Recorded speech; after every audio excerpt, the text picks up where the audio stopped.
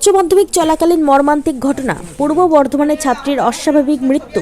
উচ্চ মাধ্যমিক 2026 পরীক্ষার মাঝে পূর্ব বর্ধমান জেলার মেমারি এলাকায় এক ছাত্রীর অস্বাভাবিক মৃত্যু ঘিরে শোকের ছায়া নেমে এসেছে। মৃতার নাম রুকসানা খাতুন, বয়স 18। তিনি এবছর উচ্চ মাধ্যমিক পরীক্ষায় অংশগ্রহণ করেছিলেন। পরিবার সূত্রে জানা গিয়েছে, পরীক্ষার প্রথম দিনের মতো দ্বিতীয় দিনেও স্বাভাবিকভাবে পরীক্ষা দিয়ে বাড়ি ফিরছিলেন রুকসানা। তবে বাড়ি ফেরার পর পড়াশোনার বদলে মোবাইল ফোন ব্যবহার করছিলেন বলে দাবি পরিবারের। বিষয়টি নজরে আসায় মা তাকে পড়াশোনায় মন দিতে বলেন। পরিবারের বক্তব্য, এরপরই তিনি কিছুটা মনমরা হয়ে পড়েন এবং মাকে জানান যে তার ভালো লাগছে না, কিছুটা বিশ্রাম নিতে চান। পরদিন সকালে ঘরে গিয়ে পরিবারের সদস্যরা তাকে সাড়া না পেয়ে উদ্বিগ্ন হয়ে পড়েন। তার ঘরে ঝুলন্ত অবস্থায় উদ্ধার করে পরিবারের লোকজন এবং তড়িঘড়ি তাকে মেমারি হাসপাতালে নিয়ে যাওয়া হলে কর্তব্যরত চিকিৎসক মৃত বলে ঘোষণা করেন। এরপর খবর দেওয়া হয় মেমারি থানার পুলিশকে। পুলিশ দেহ উদ্ধার করে ময়নাতদন্তের জন্য বর্ধমান হাসপাতালের মর্গে পাঠায়। মৃতের বাবা আবু বাক্কার মণ্ডল জানান, কারো সঙ্গে তার মেয়ের কোনো ঝামেলা ছিল না।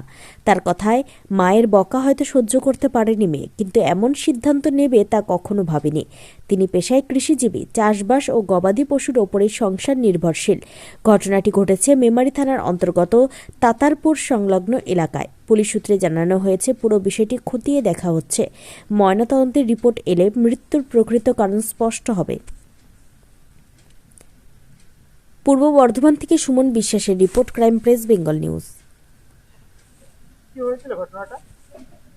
ঘটনাটা কিছু হয়নি। পরীক্ষা দিতে গেছিল, পরীক্ষায় এসে মনে হয়েছে মোবাইল ঘাটছে কেন, পড়াশোনা কর, এই পর্যন্ত কথা। তারপর আমরা সন্ধ্যাবেলায় সবাই মিলে খাওয়া দাওয়া করার পর ও শুতে গেল। দেওয়ার পর তার কিছু বুঝতে পারা গেল না। সকালবেলায় ওর মা উঠোতে যেয়ে দেখছে যে এই অবস্থা। কি হয়েছে, মানে গলায় ফাঁস করতে পেরেছে নাকি অন্য কিছু?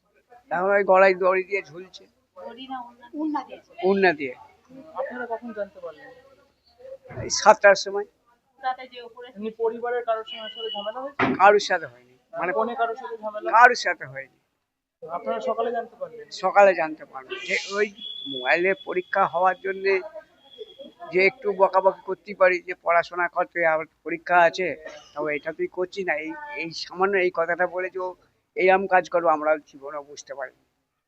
সকালবেলায় 7টার সময় আমার মা উঠোতে যেয়ে দেখা যাচ্ছে যে এই অবস্থা, ওন্না দিয়ে ঝুলছে। আপনি কি কাজ করেন? আমি ওই গরু থাকে আর ওই চাষবাস করি, জমি জায়গা অল্পই আছে, কোনো রকম চলে যায়। পরিবারের উপার্জন কি আপনি শুধু একাই? আমি ওই 3টে মেয়ে, ওই একটা গেল, 2টো আছে। আপনার নাম? Abu Bakkar Mondal. Keyboard animation centre, Arambagh. কল্পনাকে বাস্তবে রূপ দেওয়ার আধুনিক ঠিকানা। আপনি কি নিজের কল্পনাকে জীবন্ত করে তুলতে চান? আপনার সৃজনশীলতাকে আরও এক ধাপ এগিয়ে নিয়ে যেতে প্রস্তুত? তাহলে এখনই যোগ দিন কিবোর্ড অ্যানিমেশন সেন্টার ইনস্টিটিউট, আরামবাগে, যেখানে প্রতিটি স্বপ্ন পায় বাস্তবের স্পর্শ। সাথে রয়েছে 100% জব গ্যারান্টি। মাধ্যমিক বা উচ্চ মাধ্যমিকে নাম্বার কম?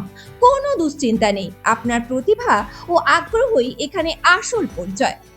আরামবাগ শহরের হৃদয়স্থলে গড়ে ওঠা কিবোর্ড অ্যানিমেশন সেন্টারে পাওয়া যাচ্ছে আধুনিক শিল্পক্ষেত্রের চাহিদা অনুযায়ী প্রশিক্ষণ, VFX, animation, gaming, multimedia, video editing, architecture, visualisation. এখানে প্রতিটি কোর্স পরিচালনা করেন অভিজ্ঞ ও প্রফেশনাল মেন্টররা, যারা আপনাকে শিল্পক্ষেত্রে সফল হওয়ার জন্য প্রয়োজনীয় বাস্তব জ্ঞান, দক্ষতা ও নির্দেশনা প্রদান করবেন। এখনই যোগাযোগ করুন আরামবাগ বাসস্ট্যান্ডের সন্নিকটে। ফোন নাম্বার 9242700954 অথবা 9830630759। কিবোর্ড অ্যানিমেশন সেন্টার, যেখানে ক্যারিয়ার শুরু হয় স্বপ্নের পথে।